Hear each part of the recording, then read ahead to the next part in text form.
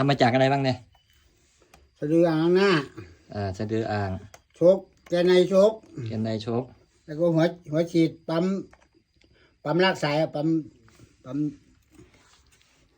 มฉีดยาแล้วตัวมอเตอร์ก็เครื่องฉีดยามอเตอร์เครื่องฉีดยาอันนี้ต่อไฟDC ครับแบตเตอรี่จากโซลาร์เซลล์นะเป็นไฟ DC จะต้องเอามาให้รื้อเลยยังไม่ได้รื้อในตัวเนี้ยไหนนี่เรามอเตอร์มันมอเตอร์เครื่องฉีดยาอ๋อยังไม่ได้รื้อเลยมันจะหนิมกินไงจะหนิมกินแล้วมันไม่หมุน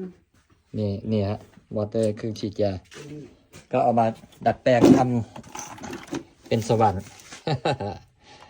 สวรรค์ตาเดชสวรรค์ไทยประดิษฐ์